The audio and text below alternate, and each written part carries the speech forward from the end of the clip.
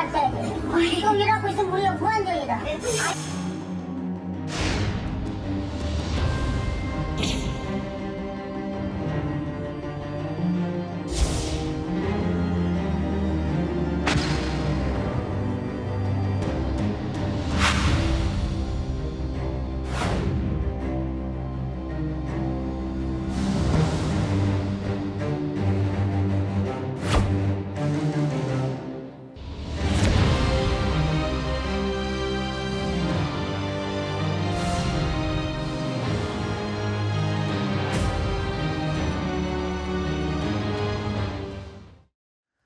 자, 이제 곧 본격적인 휴가철입니다. 또는 주말이면 좀 지친 일상을 벗어나서 새로운 곳으로 여행 많이 가죠. 뭐 부산이든 여수든 이런 지역으로 말입니다.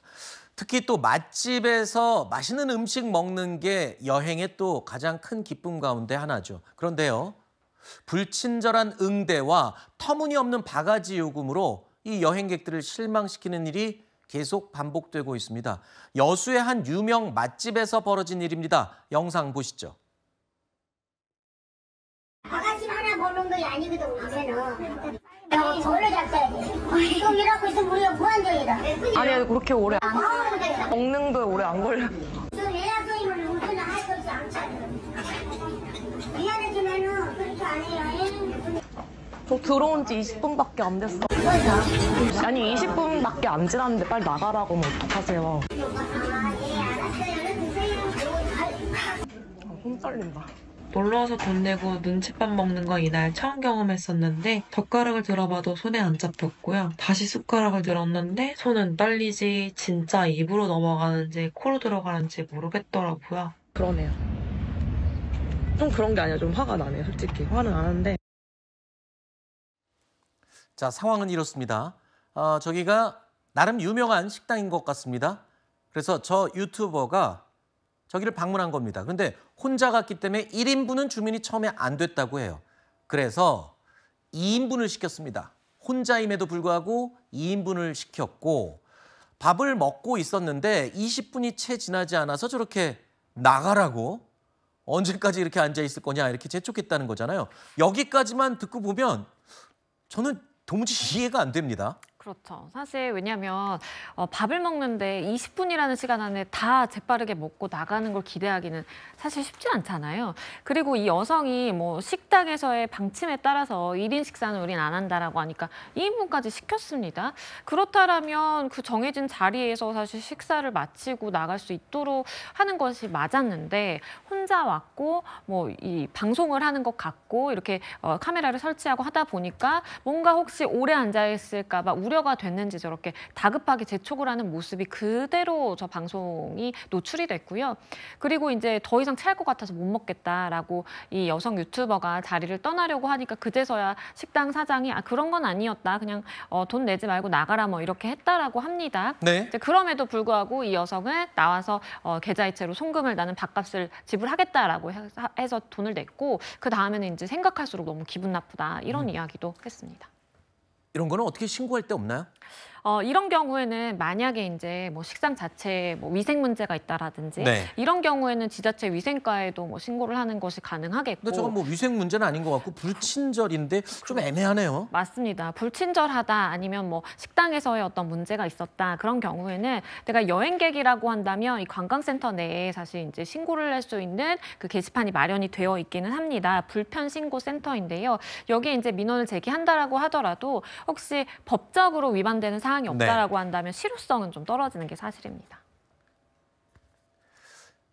저희 또 동료 직원 중에 집이 여수인 분이 있어갖고 제가 물어봤거든요. 그런데 대부분 굉장히 친절하다고 합니다. 특정 소수 일부 식당이 저렇게 물을 흐리는 거지 여수의 대부분의 식당들 맛도 있고 친절하다고 하니까요. 오해는 마시기 바랍니다. 경북 안동의 한 여자 고등학교에서 시험지 유출 사건이 벌어져서 지금 충격을 주고 있습니다. 며칠 전에 있었던 소식인데 이 이야기가 점점 더 확대되고 있습니다. 왜냐하면 그동안 알려지지 않았던 기가 막힌 그 내부 이야기들이 점점 더 벌어지고 있기 때문입니다. 바로 시험지 유출. 자, 어떤 내용이었죠? 이게 정말 참 기가 막힙니다. 일단은 학부모와 한 기간제 교사, 전직입니다. 둘이서 야심한 밤에 이 학교에 침입을 해서 시험지를 빼돌리려다가 보안 시스템 오류로 이 발각이 되게 된 사건이고요. 이 사건을 조금 더 들여다보니까 알고 보니까 이 기간제 교사가 사실은 퇴사했음에도 불구하고 본인의 지문이 경비 시스템에 등록되어 있다는 걸 안 겁니다. 아하. 여전히 내가 밤에 원하는 시간에 들어갈 수 있다는 것을 인지를 했고 그래서 이 시험지를 보관하는 장소를 정확하게 알고 있다 보니까 그런 방식으로 수차례 지금 빼돌렸을 가능성이 제기가 되고 있는 것이고요. 네. 그도 그럴 것이 이 두 사람 간의 계좌이체 내역을 보니까 중간고사와 기말고사 기간마다 200만 원씩 아하. 2년 동안 한 2천만 원의 돈이 입금이 된 사실을 발견을 했습니다. 잠시만요. 그러면 저 여학생이 줄곧 전교 1등만 해왔던 학생이라면서요. 그러면 그 전교 1등의 비밀이 바로 저거일 가능성이 매우 높은 상황이네요. 그렇습니다. 지금 계좌이체 내역만 보더라도 단발성으로 2천만 원이 일시에 입금된 것이 아니라 장기간에 걸쳐서 그것도 시험 기간에만 이렇게 특정적으로 입금이 됐다는 것은 과거 시험도 이런 식으로 시험지를 빼돌려서 그걸 가지고 시험을 봤기 때문에 줄곧 고등학교 3년 내내 전교 1등을 놓치지 않고 있을 가능성이 있는 것이고요. 네. 학교는 이 부분에 대한 심각성을 인지를 하고 지금까지 받았던 모든 학점, 그러니까 모든 점수에 대해서 0점 처리를 하고 이 학생에 대해서도 퇴학 조치를 한 상황입니다. 그럼 저 학생은 어떻게 되는 겁니까? 이 학생의 경우에는 고등교육을 다시 밟기 위해서는 사실상의 검정고시라든지 아하. 다른 절차를 밟아야 되는 것이고요. 고등학교를 수료하지 않으면 대학에 진학할 수 없기 때문에 본인이 대학을 진학하고자 하면 그러한 방식으로 밟아야 되는 것인데 참 안타까운 것이 의사가 되고 싶었다라고 합니다. 의사가 되고 싶었다. 맞습니다. 의사가 되고 싶었다라고 하는데 이런 식으로 미리 빼돌린 시험지를 가지고 의대에 진학한들 그 실력을 가지고 의대 수업을 따라가기도 힘들 뿐만 아니라 그러한 마음과 그러한 성적을 가지고 태도를 가지고 우리 목숨을 다루는 일을 할 수 있었다라는 것이 조금 소름 끼치기도 합니다. 알겠습니다. 부모의 또 비뚤어진 자녀 사랑의 전형적인 예가 아닌가 그런 생각도 드네요. 드라마에서나 있는 일이 또 이렇게 현실에서 벌어지고 있습니다. 다음 사건 소식 이어가겠습니다. 도둑이 제발 저린다는 말이 있죠. 수상한 우회전을 하는 차량이 길가에 있었습니다. 뭔가 캥기는 게 있는 게 아닐까 경찰이 의심을 했는데요. 이런 상황입니다. 영상으로 설명드리겠습니다. 지난 4월 경기도 화성에서 일어난 일입니다. 경찰이 순찰을 돌고 있는데요. 교차로에서 승용차 한 대가 갑자기 우회전을 합니다. 이를 이상하게 여긴 경찰이 차량 조회를 해보는데요. 역시 대포차였습니다. 경찰이 정차 명령을 하자 이 30대 운전자는 빠르게 도주하는데요. 그렇게 추격전이 펼쳐지고 도망가던 이 남성은 흙길에서 넘어지면서 결국 붙잡혔습니다. 알고 보니 이 남성 태국 국적의 불법 체류자였는데요. 중요한 건 차량 안에서 필로폰 등 마약이 발견됐습니다. 간이 시약 검사에서 마약 투약 양성 반응도 나왔습니다.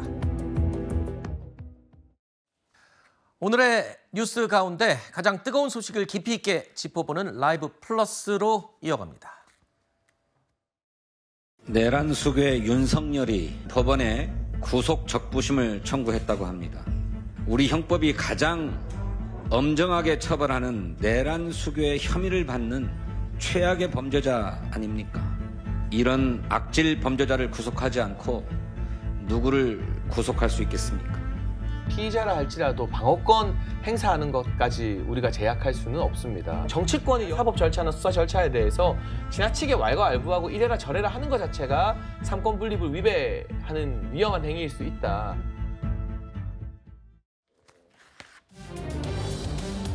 윤석열 전 대통령이 지난주에 이어서 오늘도 내란 혐의 재판에 출석하지 않았습니다. 연속 불출석에 다른 이 불이익들이 이어지지 않겠나 예상이 되는 상황인데요. 그럼에도 불구하고 그러한 불이익들을 다 감수하고도 나가지 않겠다. 이렇게 읽힙니다. 윤 전 대통령은 현재 당뇨, 혈압, 이 어지럼증이 심해서 계단을 오르기도 힘든 상황으로 전해지고 있는데요. 이런 건강상의 문제를 재판부가 참작해서 받아들일지도 관건입니다. 윤 전 대통령 측은 재판 거부나 보이콧은 절대 아니다라고 주장하고 있습니다. 그러면서 향후 재판에서 특검을 배제하지 않으면 출석하지 않겠다는 입장을 밝혔습니다. 과연 재판부가 이걸 받아들일까요?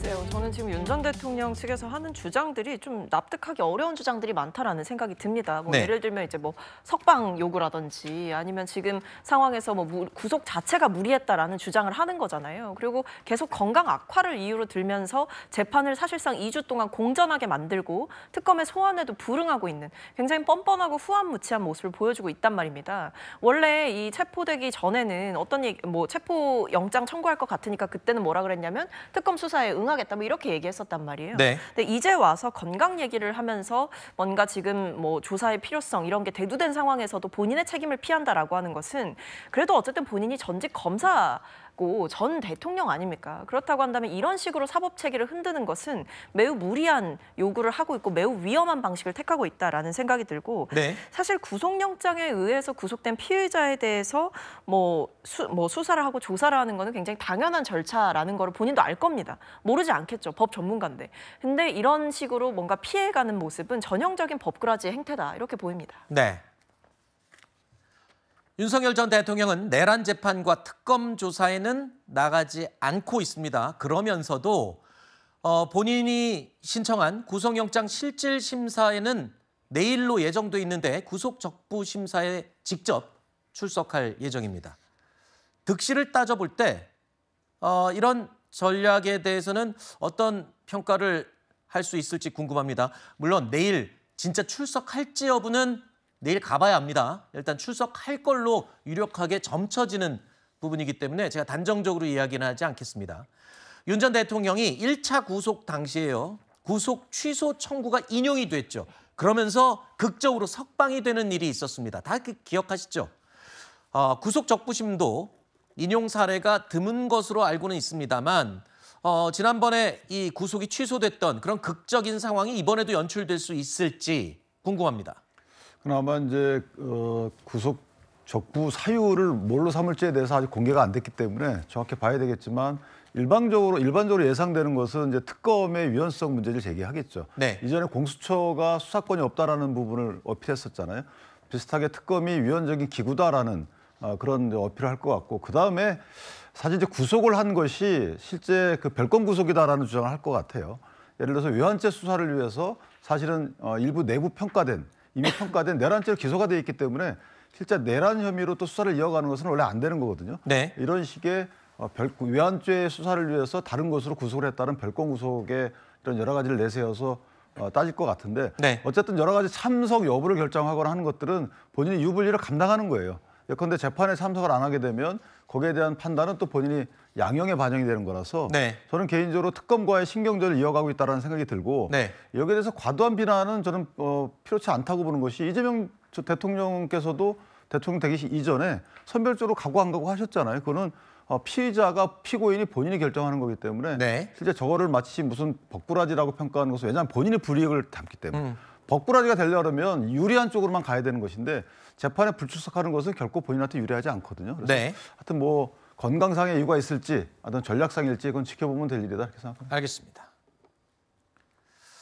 자, 구속 적부심 심사 결과에 따라서 내란 특검의 대응 전략도 아마 달라질 수 있습니다. 어떤 카드가 남아 있는지 법조계 일각에서는 추가 조사나 구속기한 연장 없이 곧장 기소하는 방법도 거론이 되고 있는 그런 상황입니다. 자, 세 개 특검들 아주 발빠르게 움직이고 있다고 제가 계속 말씀을 드렸는데요. 이 가운데 수사 반경 범위가 가장 넓은 특검, 바로 김건희 특검이죠. 오늘은 이른바 집사 게이트에 연루됐다는 의혹을 받고 있는 전직 경영인들을 소환해서 조사를 벌이고 있습니다.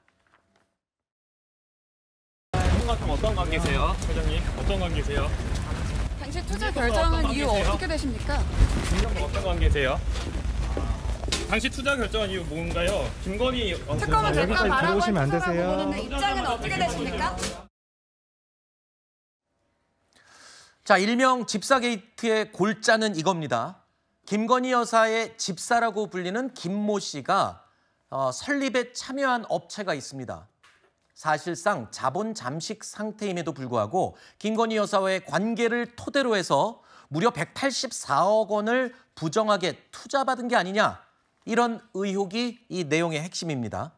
투자한 기업들의 보험성, 대가성 자금 제공 의혹도 불거지고 있고요. 이와 함께 투자금이 김건희 여사 측으로 흘러들어갔을 가능성까지 지금 제기되고 있는 상황입니다. 이번 의혹의 핵심 인물인 이 김모 씨를 직접 조사해야만 김건희 여사와의 연결고리가 파악이 될 것으로 보이는데요. 지난 4월 베트남으로 출국한 이 김 씨에 대해서 체포영장도 이미 발부된 상황입니다. 특검팀은 여권 무효화 조치에 착수한 것으로도 알려지고 있는데요.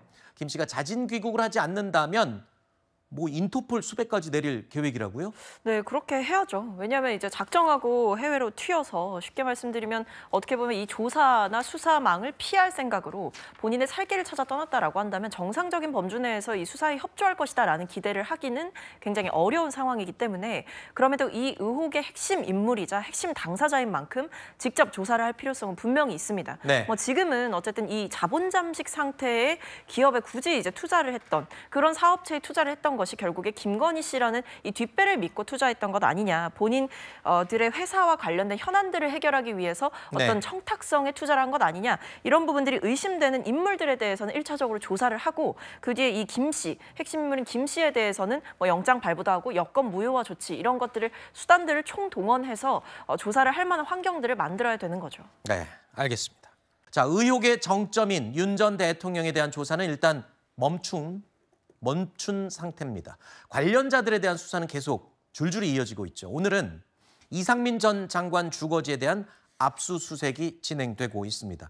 윤 전 대통령에 대한 추가 조사가 힘들더라도 이렇게 주변 관련자들에 대한 조사가 계속 이어질 경우에 추가 진술들이 또 확보될 수가 있고요.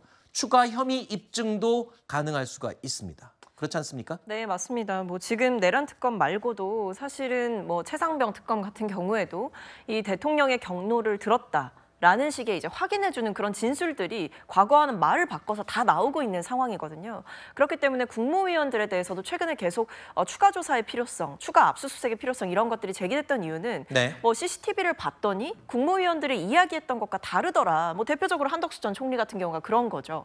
나중에 정신 차리고 집에 와서 보니까 양복 주머니에 계엄선 포문이 있었다 이런 얘기를 했지만 CCTV를 봤더니 남아있는 문건까지 다 챙겼다고 하고 그 문건을 들고 한참이나 다른 국무위원들 얘기하는 장면도 담겼다. 이런 것들이 다 드러나고 있는 상황이기 때문에 어떤 이 윤 전 대통령에 대한 조사는 일단 멈췄지만 그 외에 지금 주변부에서 핵심적인 공범이라든지 대통령의 지시를 직접적으로 받았을 것으로 예상되고 내란을 획책하고 시행하는 데 기여했던 인물들이라고 한다면 충분히 저는 이번 조사나 압수수색들을 통해서 결정적인 증거라든지 결정적인 진술들을 확보할 수 있을 거다. 그런 면에서 특검이 좀 미진했던 조사 부분 혹은 더 밝혀봐야 될 부분들에 대해서 파헤치는 것은 매우 바람직하다 이렇게 보고 있습니다. 알겠습니다. 일단 3대 특검, 각 특검들이 정말 수사, 조사를 몰아치듯이 하고 있는 것 같습니다. 내란 특검은 어제 윤 전 대통령에 대한 접견을 금지시켰습니다. 가족과 변호인만 접견이 가능해지면서 부정선거론자로 알려진 모스탄 교수와의 만남도 불발이 됐습니다. 윤 전 대통령은 그 대신에 이런 내용의 편지를 보냈다고 합니다. 저와 모스탄 대사의 만남을 막으려고 전격적인 접견 금지 결정을 내린 것은 악의적이고 어리석은 것이라 생각합니다. 나는 어떤 상황에서도 모스탄 대사와 그 동지들의 신념과 철학을 공유하고 응원합니다. 많은 국민들의 격려 편지가 큰 힘이 되고 있습니다.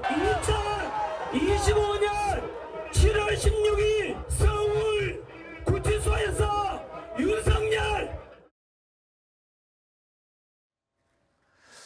자, 특검 조사에는 불응하던 윤 전 대통령이 왜 미국의 모스탄 교수를 만나려고 했던 걸까요? 알려지기로는 이 모스탄 교수는 미국에서 이 트럼프 대통령이 대선을 치를 당시에 이 부정선거 이걸 강력하게 주장했던 인물이거든요. 글쎄요, 일단 옥중 정치의 행보다라고 짐작이 가는데 윤 전 대통령의 의도는 뭔가요? 모스탄 교수를 저렇게 접견하려고 했던 것, 그리고 또 접견이 취소되자 편지까지 보내면서 저렇게 공개한 것, 어떤 의도입니까?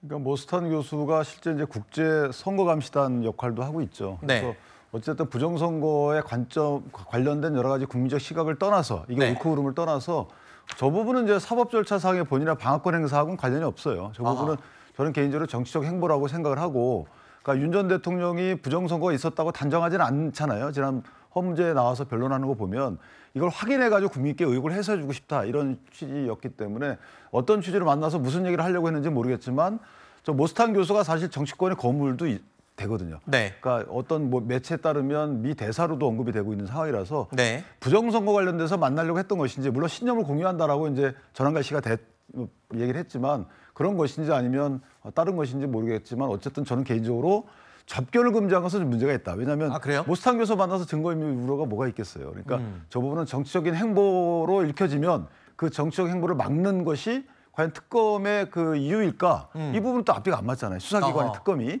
정치적 행보에 대해서 저걸 할 필요가 없다라고 접견을 막는 이 절차도 조금 그 이상하게 느껴진다. 그러니까 그렇게 생각합니다. 옥중 정치, 이 거물급 정치인이 옥중에 있으면서 어떤 정치 행위를 하는 것을 특검은 수사와 직접적인 게 연관이 없으면 막을 수는 또 없는 건가요? 막으면 안 되는 거죠. 그걸 왜 막습니까? 근데 만약에 증거인멸 우려가 있다고 해서 막는 거잖아요. 네네. 조금 앞뒤가 안 맞죠. 알겠습니다. 자, 그러면 지금 인사청문회에서 송곳 검증을 하고 있는 국민의힘 내부 상황은 어떨까요? 상황이요, 아주 안 좋습니다. 당내 계파 갈등과 혁신을 둘러싼 내홍이 점점 더 꼬이고 격화되고 있습니다. 어제 윤희숙 혁신위원장이요, 의원 4명의 실명을 한 명 한 명 모두 언급했습니다. 그러면서 이 사람들이 당을 탄핵의 늪으로 끌고 가고 있다, 이런 식으로 강하게 비판했습니다. 그러면서 거취를 결정하라고까지 공개적으로 요구했습니다. 저는 그 자리에 갔던 의원님들께 질문하고 싶습니다. 도대체 의원님들께 계엄은 계몽입니까 아직도? 아니면 추억입니까? 국민과 당원에게 계엄은 악몽입니다. 과거와의 단절에 저항하고 당을 탄핵의 바다에 밀어넣고 있는 나경원, 윤상현, 장동혁 의원, 송원석 대표는 스스로 거취를 밝히십시오. 국회의원 전원은 계파 활동 금지 원칙에 서약서를 제출하십시오.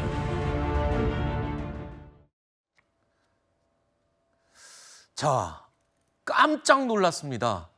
다들 짐작은 하고 있지만 이렇게 공개적으로 실명을 거론하리라고는 예측하지 못했습니다. 윤희숙 위원장이 이렇게 4명의 실명을 콕콕 집어서 당에 굉장히 안 좋은 영향을 끼치는 대표적인 인물로 얘기했어요. 그러면서 거취까지 결정하라고 얘기를 했습니다. 근데 이제 그 거취라는 게 어떤 걸 의미하는지에 대해서는 구체적인 설명이 뒤따르지는 않았어요. 네. 뭐 불출마 선언을 하라는 것인지, 당대표 선거에 출마하지 말라는 것인지, 아니면 의원직을 사퇴하라는 것인지, 네, 그건 알아서 탈당하라는 것인지, 네. 구체적인 설명이 따라야 될 것 같고, 어쨌든 상징적인 말을 한 것인데, 다만 이제 윤희숙 위원장의 혁신 의지는 강한 건 맞는데 그 혁신의 방향이 이상적이라고 평가받을 수 있어요. 너무 이상적이라. 현실을 조금 감안해서 만약에 100보를 가고 싶으면 일단 10보부터 내딛는 이런 현실적인 혁신안을 만들어가는 것도 물론 쉽지 않겠지만 그렇게 가는 게 어떨까라는 생각이 들고, 왜냐하면 계파 갈등이 있기 때문에 계파를 없앤다. 몇 사람이 어떤 행사에 가서 문제가 되기 때문에 그 사람들을 뽑아낸다. 이런 식의 그 제거용 혁신은 사실은 쉬워 보이지만 그렇게 쉽지도 않고 현실적이지도 않고 또는 바람직하지도 않을 수도 있다.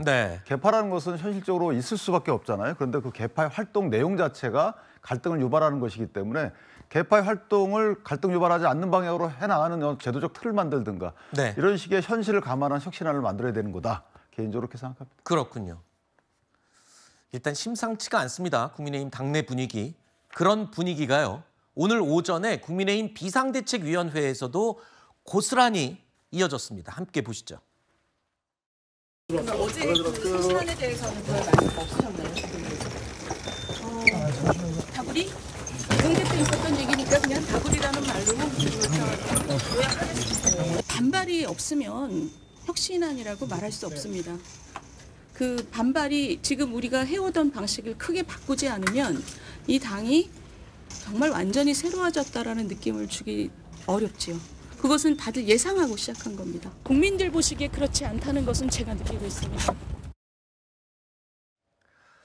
자, 윤희숙 위원장 오늘 오전에 SNS를 통해서도 중진들이 책임지는 모습을 보여달라고 거취 결단을 재차 촉구하긴 했는데 조금 전에 들으셨죠? 기자들의 질문에 글쎄요, 제가 방송에서는 쓰기 좀 적절하지 않은 비속어까지 여러 번 등장했습니다. 문매 또는 여러 명이 한 명을 돌아가면서 이렇게 린치를 하는 집단 린치 뭐 이런 뜻이죠. 본인이 지금 당내에서 그걸 당했다라고까지 지금 공개적으로 얘기를 했습니다. 굉장히 강하게 지금 나가고 있는 것 같습니다. 근데 이제 다수가 동의하는 혁신, 물론 이제 그 혁신의 대상이 혁신에 반발하는 것은 뭐 늘 있는 얘기지만 어쨌든 윤희숙 위원장이 저는 본인이 저 혁신안을 마련하는 과정을 당원께 공개했으면 좋겠어요. 내가 이 혁신안이 나오기까지 어떤 의견 수렴 절차를 거쳤다라는 부분, 그다음에 지금 말씀하신 저런 안에 대상자들과의 어떤 또 의사교환을 했다. 네. 그런데 그런 절차 없이 일방적으로 했다 그러면 정당에서 늘상 있는 실패한 혁신으로 갈 가능성이 크기 때문에 조금 과정에 신중을 기하고 어려운 혁신안으로 좀 더 나갔으면 어땠을까라는 아쉬움이 좀 있습니다. 알겠습니다. 국민의힘 내부의 지금 혼란, 어떻게 보면 지금 하나의 어떤 신호탄이 쏘아져 올린 겁니다. 이제 앞으로 어떻게 이어질지가 가장 궁금합니다. 52%, 56% 이거 해도 너무한 거 아닙니까? 교육자로서 어떻게 생각하십니까? 저 카피킬러 결과물을 저도 봤습니다만 사실과 많이 다릅니다. 사실상 제자의 논문과 교수님 후보님이 발표한 논문이 사실상 같은 논문이다. 그런데 후보님이 일저자를 하고 있다라고 하는 것이죠. 제가 국가 연구 프로젝트로 수주해서 연구 책임자로 수행했던 연구들입니다. 그러니까 제1저자가 되는 것은 너무나도 당연한 일이었고요. 불만을 갖고 있는 제자는 단 한 명도 없어요? 저한테 그런 불만을 얘기한 제자는 언론에 없습니다. 공개된 것. 오타까지 똑같이 했다. 똑같기 때문에 이게 표절 아니냐. 이거는 명백한 그 잘못이고요. 꼼꼼히 체크했어야 되는데 이거는 진심으로 송구하게 생각합니다. 앞서 들으신 것처럼 어제 이진숙 교육부 장관 후보자는요, 이 논문 표절 의혹과 이 제자 논문 가로채기 의혹에 대해서 전면 부인했습니다. 질문 하나하나에 모두 반박했고요. 이진숙 후보자가 자신의 잘못을 인정한 건 딱 하나 있었습니다. 바로 오탈자였습니다. 자, 어떻게 보십니까? 근데 저는 태도가 좀 문제 있다고 봐요. 일단은 제자와 공동연구 비스름하게 했다는 이 부분 있잖아요. 이거는 논문이 중복된다, 같다는 것은 부인 못하는 거잖아요. 네. 본인이 어떤 연구 과제를 갖고 와가지고 수행을 누가 했든지 간에 그 과제에 대한 그 논문에 대해서 만약에 본인이 공동연구로 공동저자를 올렸다면 아무 문제가 없죠. 네. 근데 이제 본인이 일저자를 올린 거잖아요. 그래놓고 학위 논문이 제자 논문이 있는 거잖아요. 네. 근데 학위 논문이 먼저 있었단 말이에요. 그 다음에 본인이 이제 논문을 발표했는데 둘 중에 하나가 문제 아니겠습니까? 본인이 만약에 일저자라고 그러면 학위 논문 작성자는 표절한 거고. 그렇죠. 학위 논문 작성자가 일저자라면 본인은 표절한 거예요. 공동 연구가 아니기 때문에. 근데 연구 노트를 누가 썼냐면 학생이 썼다는 겁니다. 연구 노트는 논문의 설계도와 같은 거기 때문에 네. 그 연구 논문을 쓴 분이 실제 연구를 한 거예요.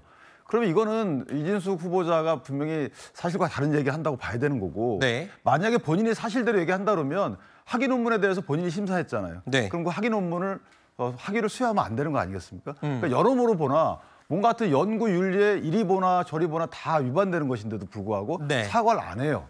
저 부분은 사실 태도에 정말 문제가 있다 이렇게 생각합니다. 범학계 국민검증단은 이러한 이진숙 후보자의 답변에 대해서 검사가 법 기술을 사용하듯이 논문 기술을 사용하고 있다면서 비판했습니다. 저는 그 말이 굉장히 학계를 우롱한다라고 생각을 해요. 이진숙 후보자는 사실은 왜 뭐 검사들이 왜 법기술 사용하듯이 굉장히 논문 기술을 사용한다고 좀 봐요. 김건희 같은 경우는 이제 자기가 학위를 따고 싶어서 사실 표절을 한 거잖아요. 자기 학위만 취소되면 끝나는 문제거든요. 근데 이제 이 이진숙 후보는 만약에 이제 학위 논문을 학술지를 실었는데 일저자를 실었다. 그러면은 학위 논문 자체도 자기가 쓴 꼴이 되는 거잖아요. 그러면 이제 학생의 학위 논문을 사실상은 다 취소하는 게 마땅한 거죠. 이진숙의 말이 사실이라면. 본인이 자꾸 내가 일저자다 이렇게 얘기하면 할수록 학생들에게 더 큰 피해가 가는 거죠. 표절 여부를 떠나서 그리고 논문 가로채기 논란을 떠나서 지금 이진숙 후보자가 설명을 하면 할수록 그 제자는 표절자가 돼버리거든요. 이거 어떻게 설명을 해야 될까요? 사실은 이제 굉장히 무거운 논란이라고 생각을 그렇죠. 하고요. 여기에 대해서 후보자의 해명이 좀 납득하기 어려운 부분이 있다고도 생각이 됩니다. 네. 왜냐하면 이제 뭐 표절률이 그렇게 높을 리가 없다라고 이제 말씀을 하시지만 어쨌든 국민들께서 보신 건 특정한 오탈자가 겹친다든지 비문이 겹친다든지 이런 구체적인 내용들이 있었기 때문에 여기에 대해서는 후보자께서 좀 더 낮은 자세를 보여주셨어야 되는 게 맞다라고 개인적으로 생각을 하고 있고요. 네. 또 한편으로는 조금 아쉬웠던 부분은 이제 개인에 대해서 정책 검증이 들어갔을 때 네. 이제 청문회 과정에서 뭐 이런 논문 표절 문제 뭐 여러 가지가 거론이 됐습니다만 유, 초, 중 뭐 이런 과정들에 대해서 뭐 교육 과정에 대한 이해가 있느냐 혹은 시스템에 대한 이해가 있느냐 식견이 있느냐 이런 부분도 종합적으로 따졌거든요. 네. 여기에 대해서도 뭐 여야 의원들의 질의에 대해서 여야 할 것 없이 좀 부족하다라는 비판을 받으셨습니다. 그래서 네. 사실은 후보자께서 좀 더 낮은 자세로 정확한 소명과 해명들을 그리고 좀 설명들을 하셨어야 됐다라는 아쉬움이 있습니다. 근데 일단 인사청문회 끝났잖아요. 그러면 그렇게 공개적인 해명을 할 기회는 이제 없을 것 같고요. 저 학위 논문으로 학위를 받은 그 학생은 나중에 어떻게 되든 말든 이제 상관없는 건가요? 뭐 상관이 없다라고 볼 수는 없죠. 이제 당연히 이제 뭐 지금 방금 이제 지적을 받은 것처럼 학생에 대한 피해도 분명히 이제 고려를 해야 되는 부분인 네. 거고 그런 면에서 좀 부족했다라는 점을 인정해야 된다는 겁니다. 그래서 저는 뭐 후보자가 추가적인 입장을 청문회 이후에도 내놓을지 뭐 혹은 대통령실에서 어떤 결정이 나올지를 좀 지켜보는 입장입니다만 네. 지금 대통령실에서도 종합적으로 여러 가지 기류들이라든지 여론의 추이를 살피고 있는 상황이니 네. 그 부분들까지도 고려를 하시지 않을까 싶습니다. 알겠습니다. 그리고 또 논란이 되는 후보자. 대표적으로 강선우 여성가족부 장관 후보자죠. 강 후보자에 대한 여론도 점점 더 악화되고 있습니다. 민주당 보좌진 역대 회장단에 이어서 현역 보좌진 회장도 강선우 후보자에게 자진 사퇴를 촉구하고 있습니다. 자, 이 정도 되면은 여론이 어떤 정도로 악화됐는지 대통령실에서도 감지를 할 것 같아요. 근데 이제 여론에 대한 그 추이를 보기 이전에 만약에 청문회에서 여러 가지 해명을 했는데 그 해명이 적절한지 그 해명이 객관적으로 맞는지에 대해서 아직까지 모르는 상황이다. 네. 그러면 저 인사권자인 대통령께서 고민스러울 수 있죠. 그런데 청문회에서 한 해명 자체가 잘못됐다라는 게 이미 객관적 증빙 자료로 입증되고 있잖아요. 네. 자, 이런 상황 그 해명 내용 자체를 보면 어떤 그 이 위계 질서 내에서 소위 상대적 약자로 평가받는 보좌진에 대해서 사적인 여러 가지 일을 시켰다는 게 이제 거의 사실로 인정돼 가고 있는 상황이잖아요. 네. 그럼 이 갑질이라고 저희가 표현한 이런 행위에 대해서 과연 입증이 됐는데도 불구하고 인사를 강행할 것인가? 저는 여론의 추이와 상관없이 인사권자의 결단이 있어야 된다고 봅니다. 네. 그래야지만 보좌진 그분들도 사실 용기를 얻는 거고 네. 앞으로 여러 가지 국회의원들이 뭐 상대적 갑질을 하게 되면 문제 제기를 하고 이걸 시정해달라고 정치권에 요청할 수 있는 환경이 만들어지는 것이지 네. 이렇게 본인 스스로 한 행위에 대해서 사실이 아님이 입증이 됐는데도 불구하고 이걸 강행한다. 그리고 앞으로 보좌진 등 사회적 약자가 문제 제기를 할 수 있겠습니까? 네. 저는 이건 대통령이 사회적 약자에 갖는 어떤 기준, 네. 관심 이런 것들에 대한 반영이라고 보기 때문에 여론 추이에 상관없이 사퇴와 관련된 여러 가지 조치를 해야 된다 이렇게 생각합니다. 알겠습니다. 지위 고하를 막론하고 이 갑질이라는 것은 있어서는 안 되겠죠. 거기에 국회의원도 절대 예외가 될 수는 없습니다. 자, 그리고 이 갑질 논란에 휩싸인 강선우 후보자와 관련해서 고용노동부 장관 청문회장에서 사과가 나왔습니다. 어떤 내용인지 김영훈 후보자의 목소리 직접 들어보시죠. 강선우 여가부 장관 후보자 보니까 면직된 보좌진들이 자택 쓰레기 분리수거 및 변기 수리 등 사적인 집안일을 지시했다라는 사실을 확인이 되었어요. 이런 명백한 직장 내 괴롭힘에 대해서 문제가 있다고 생각하십니까? 사각지대를 최소화하는 것이 고용노동부 장관의 소임. 직장 내 명백한 갑질, 직장 내 명백한 괴롭힘 이런 부분이 문제가 있지 않느냐라고 하는 부분에 대해서 고용노동부 장관 후보자로서의 생각이 뭐냐. 직장 내 괴롭힘이라고 판명난 사건에 대해서는 근절해야 된다고 생각합니다. 저는 이런 괴롭힘이나 이런 제 취업을 방해하시는 분이 장관 후보자로 맞는지 고용노동부 장관의 입장에서 다시 한번 정확하게 좀 말씀해 주시기 부탁드립니다. 저는 이 자리를 빌어서 그 피해자의 조속한 회복을 바랍니다.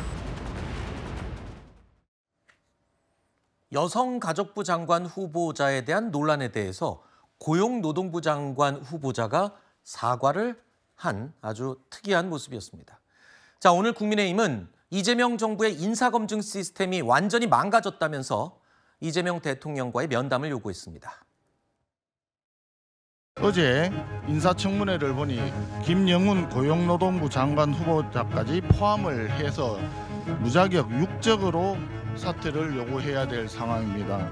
대통령도 전과 4범, 총리도 전과 4범, 장관은 전과 5범. 윗물이 탁하니 아랫물도 점점 탁해지는 것 같습니다. 이재명 정부의 인사검증 시스템은 완전히 망가졌습니다.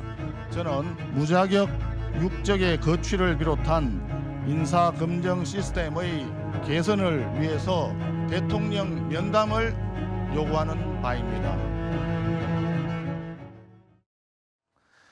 최근에 이재명 대통령은 일부 후보자에 대한 여론이 매우 안 좋은 것을 이미 보고받았다라고 전해지고 있습니다. 고심이 깊은 대목이죠.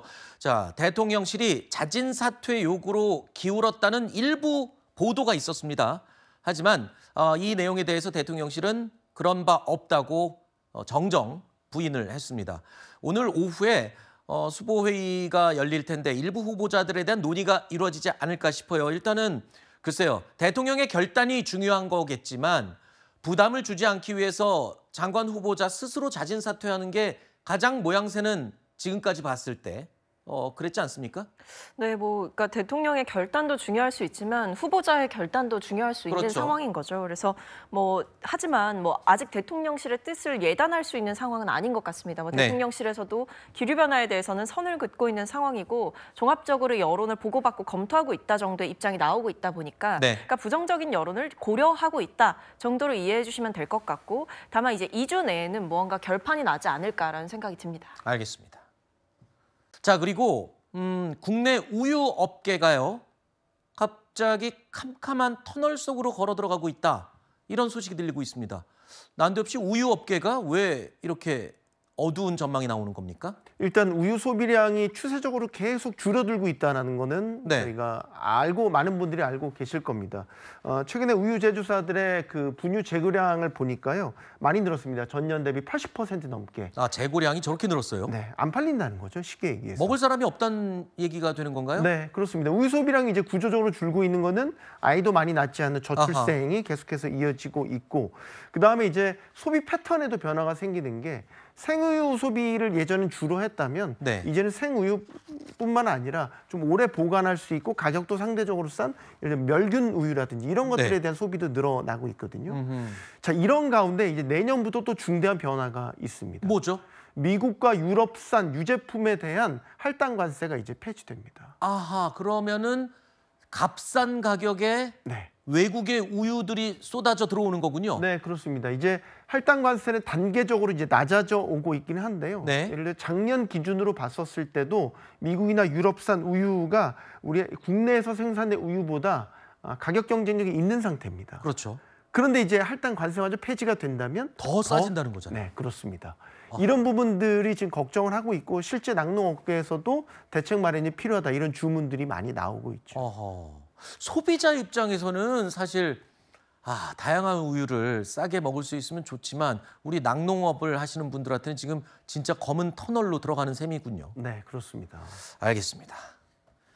자, 당장 내년부터 이렇게 무관세로 들어가는 항목에는요. 우유뿐만 아니라 농산물들이 포함될 수 있습니다. 트럼프 대통령이 관세 협상에서요. 우리 대한민국이 시장을 개방할 수도 있다라고 글쎄요. 우리 입장은 듣지도 않고 먼저 운을 띄웠기 때문입니다. They wouldn't let us do business there, but they would do business in our country. It's not a fair deal. South Korea wants to make a deal other than tariffs. Right now, as you know, they're paying a substantial tariff, but they want to make a difference.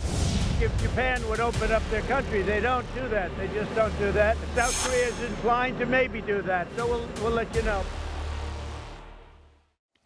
아니, 우리가 언제 개방하겠다고 했습니까? 트럼프는 왜 먼저 본인이 저렇게 우리가 개방할 것 같다라고 공개를 하고요.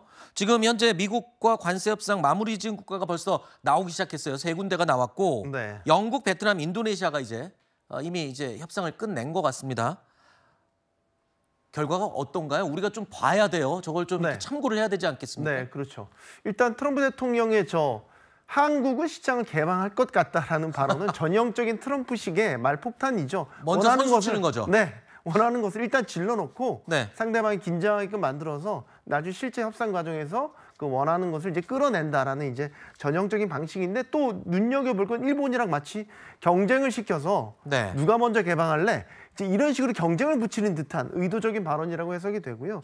이제 지금 협상 타결을 한 최근 이제 인도네시아까지 이제 협상 타결을 하면서 영국, 베트남, 인도네시아가 공식적으로 관세 협상 타결을 한 국가가 됐는데 상호 관세율은 각기 나라마다 다릅니다. 영국은 예를 들어 기본 관세만 적용됐다라든지 인도네시아는 뭐 32%에서 19%로 낮아졌다. 이 상호세는 다른데 비관세 영역에서 공통적인 거는 농산물 시장을 일부 개방했다라는 공통점이 있습니다. 영국도 소고기 같은 경우 이제 미국산을 들여오는 것을 더 확대하기로 했고요.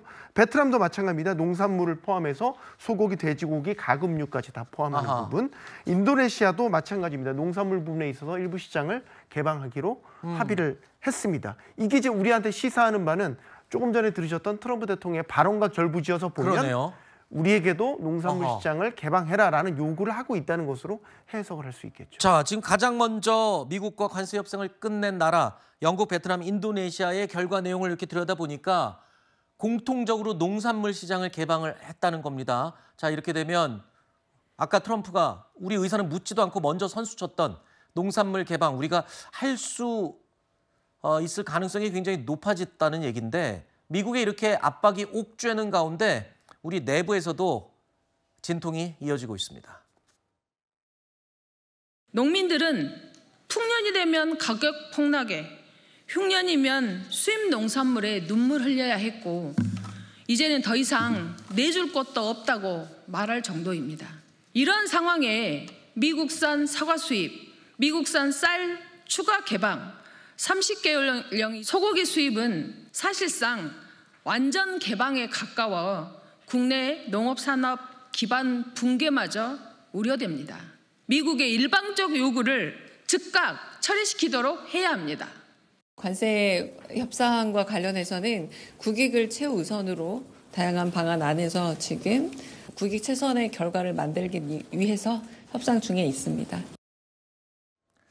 정부에서도 고심이 깊을 것 같습니다. 아까 들으신 것처럼 국익을 최우선으로 관세 협상을 일단 진행하지만 내부적으로 또 이 농민들, 이 직격탄을 맞게 될 그럴 국민들의 마음을 또 달래야 되지 않겠습니까? 벌써부터 이 농민들의 강한 반발이 구체화되기 시작을 했어요, 벌써. 네. 어제 농민단체가 어제 대통령실 앞에서 긴급 기자회견을 열어서 단호히 반대한다. 만약에 추가 농산물 개방을 할 경우에는 대대적인 투쟁에 나설 것이다. 이렇게 예고하기도 했지 않습니까? 그만큼 상당히 이제 민감한데 사실 그 여한구 통상교섭본부장이 방미 성과를 설명하는 자리에서 어느 정도 농산물 개방 카드를 전략적 카드로 쓸 수 있다라는 취지의 발언을 하면서 이게 지금 일종의 트리거가 돼서 농민단체들의 반발을 불러일으켰습니다. 아마도 협상 과정에서 이런 부분들을 같이 꺼내놓고 뭘 주고받을지 이제 그 계산을 지금 하고 있을 텐데 정부 입장에서도 굉장히 곤혹스럽고 민감하게 생각하고 있는 부분이 농축수산물입니다. 그래서 이거는 최종 결과는 우리가 봐야 되긴 하겠지만 과거 한미 FTA 과거 그 당시 협상 사례를 봐도 결국 당시에도 노무현 대통령이 결단해서 일부 농산물 개방을 했지 않습니까? 이번에도 아마 비슷한 고민을 할 것 같고 결국 이거는 이재명 대통령의 최종 결단이 있는 부분이지 않을까 생각이 됩니다. 알겠습니다. 여러분들이 내는 세금 잘 쓰이고 있는지 꼭 써야 할 때 쓰고 있는지 여러분들 관심 많으시죠? 그런데 이제부터는 각 지자체들이 세금으로 뭔가를 추진할 때 꼼꼼하게 한 번 더 따져봐야 할 것 같습니다. 허투루 쓰인다거나 아니면 엉뚱한 데 쓰이면 이제 법적으로 큰 벌을 받을 수도 있습니다. 어제 대법원에서 나온 판결 때문인데요. 막대한 세금 낭비 논란을 빚었던 용인 경전철 사업이 있습니다. 자, 어제 법원이 전직 용인시장 등 이 무리하게 사업을 추진한 사람에 대해서 200억 원대 배상을 하라는 판결을 내렸어요. 그렇습니다. 이러한 판결이 나오게 된 이유는요. 주요하게는 두 가지입니다. 일단 첫 번째, 잘못된 수요 예측이 있었다라는 것입니다. 그러면 수요 예측을 잘못했다라고 하더라도 그것을 어쨌든 감내한 책임을 당사자들이 지면 되는 것인데 최소 수입 보장 약정이라는 것을 맺었습니다. 즉 만약에 이렇게 30년간 운임 수입이 수요 예측치의 90%를 미달하면 이것을 세금으로 보전하도록 해줬거든요. 그렇기 때문에 이러한 세금 보전의 비용이 한 2조 원 가량 된다라는 것이 지금 주민 소송을 제기하게 된 근거가 되는 것이고요. 결국에는 이것이 대법원에서 확정됐기 때문에 일단은 과도한 수요 예측의 근거에서 사업이 실패됐다라고 한다면 그러한 판단을 한 당사자는 반드시 책임을 져야 된다라는 책임을 지운 의미 있는 판결이라고 보입니다. 사실 지방자치단체 일부 좀 이렇게 들여다보면 막 사업 벌려놓은 다음에 나중에 그게 잘 되든 말든 임기 끝나면 나 몰라라 뭐 이런 경우들 왕왕 있습니다. 지금 아마 이 소식 때문에 긴장하는 지자체들 있을 것 같아요. 아마 다시 또 들여다보고 또 낭비된 세금은 없는지 앞으로는 이제 법원이 크게 벌을 줄 수도 있다는 점. 그러니까 앞으로 세금 아주 적절하게 아주 꼼꼼히 따서서 집행하시기 바랍니다.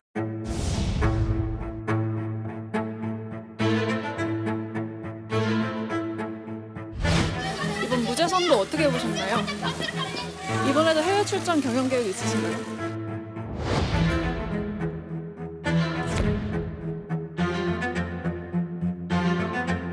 중국은 잘 다녀오셨는지요? 네. 반도체 위기론에 대해서 최근 가서 시진핑 국가주석은 만나고 오셨는지요?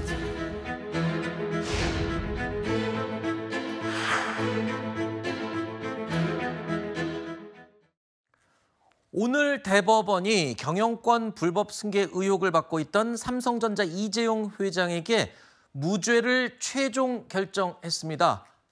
자, 이 사건은요 10년 가까이 이어져 온 이 오너 리스크 가운데 하나죠.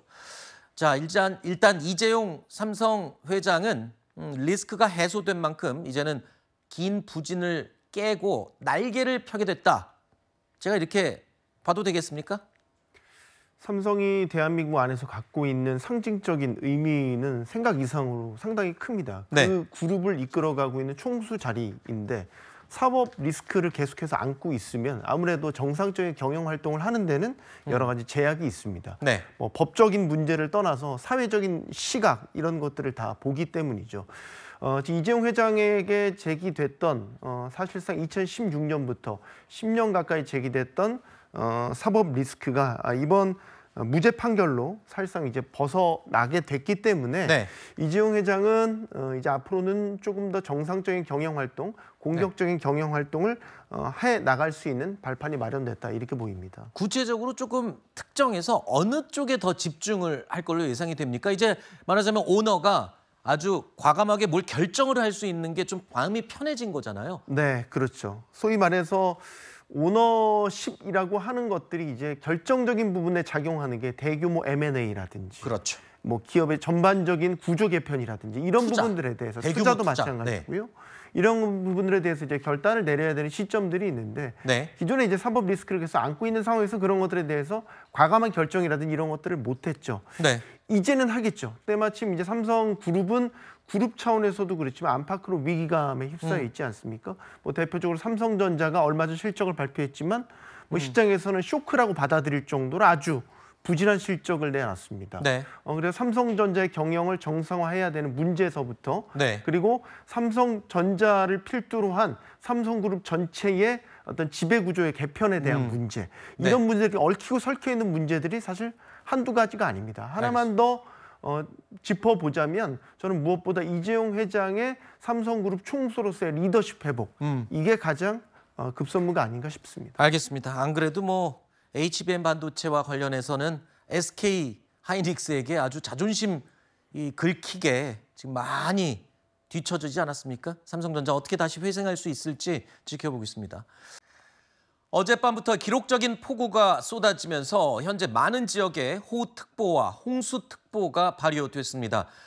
문제는 이 비가요 모레까지도 더 쏟아진다는 예보입니다. 지금 이 시간에 기상 상황 취재기자 연결해서 더 알아보겠습니다. 김재혁 기자. 자, 지금 나가 있는 곳이 어디죠? 네, 저는 서울 관악구 도림천에 나와 있습니다. 지금 이곳에는 오전 9시 20분부터 약 2시간가량 홍수주의보가 내려졌다 지금은 해제가 된 상황입니다. 오전에 내린 비로 수위가 2.5m까지 급격히 올랐던 수위는 지금은 다소 내려갔습니다. 집중호우가 국지적으로 쏟아지면서 주의가 필요한 상황입니다. 수도권 등 중부지방과 전북, 북서부, 남부지방을 중심으로 호우특보가 발효 중입니다. 지난밤 사이 충남 서산에 419.5mm, 홍성에 386.8mm의 비가 내렸는데요. 서산은 새벽 1시 46분부터 1시간 동안 114.9mm에 쏟아지면서 1968년 기상관측 이래 7월 1강수량 신기록을 경신했습니다. 좁고 길다란 비구름대가 한반도를 중심으로 관통해 지나가면서 구름대의 관문인 충남 서해안 지역에 많은 비가 쏟아진 건데요. 남쪽에서 따뜻한 수증기가 계속 유입되고 있어서 비는 주말인 모레까지도 계속될 전망입니다. 오늘은 수도권과 충청 등 중부지방을 중심으로 내일부터는 남부지방을 중심으로 많은 비가 예상되는데요. 내일부터 모레까지 광주 전남 지역에 100에서 200mm, 지리산 부근엔 최대 300mm가 넘는 비가 예보됐고 부산, 울산, 경남 지역도 최대 200mm, 많은 곳은 300 이상의 폭우가 예상됩니다. 특히 좁은 지역에 집중적으로 비가 쏟아지고 있어 모레까지는 침수, 산사태 예방에 각별한 주의가 필요한 상황입니다. 지금까지 서울 도림천에서 전해드렸습니다. 밤사이 충남 서해안 지역에 한때 시간당 100mm가 넘는 폭우가 쏟아졌습니다. 피해가 속출하고 있습니다. 차량이 침수되면서 한 명이 숨지는 사고도 있었습니다. 현장에 나가 있는 취재기자 연결합니다. 김대욱 기자, 지금 상황은 어떻죠? 네, 이곳 서산에서는 밤사이 내린 폭우로 차량이 침수되면서 60대 남성 한 명이 숨졌는데요. 소방당국은 추가 실종자가 있을 가능성에 대비해 구조보트를 이용해 수색 작업을 이어가고 있습니다. 어제부터 지금까지 서산엔 410mm가 넘는 물폭탄이 쏟아졌습니다. 한때 시간당 114.9mm 강수량을 기록했는데요. 100년에 한 번 있을까 말까한 극한호우에 도심 일대가 물에 잠겼습니다. 서해안 일대에 비가 집중되면서 피해도 잇따랐습니다. 충남 청양에서는 산사태가 발생해 2명이 매몰됐다 구조됐습니다. 다행히 크게 다치진 않은 것으로 알려집니다. 당진의 한 아파트 단지는 빗물이 들이닥치면서 차량 10여 대가 물에 잠기는 등 재산 피해도 잇따르고 있습니다. 이 밖에 충남 당진천과 홍선, 갈산천 등 하천 범람이 발생하면서 주민 대피도 이어졌습니다. 현재 이곳 서산을 비롯해 아산, 예산 등 충남 5개 시군 모든 학교는 일괄 휴교를 결정했습니다. 기상청은 오늘도 시간당 20에서 60mm의 강한 비가 이어질 것으로 예보했는데요. 계속되는 비에 추가 피해가 우려되는 만큼 외출을 자제하고 안전 확보에 유의할 것을 당부하고 있습니다. 지금까지 충남 서산에서 전해드렸습니다.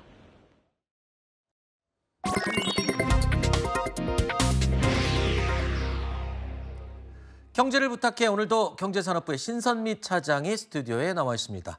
자, 신 차장, 삼성전자가 반으로 접는 전화기임에도 불구하고 무게와 두께가 일반 스마트폰 같은 신작을 내놨다고요? 네, 그렇습니다. 이를 두고 삼성전자가 칼을 갈았다라는 평가가 나오는데요.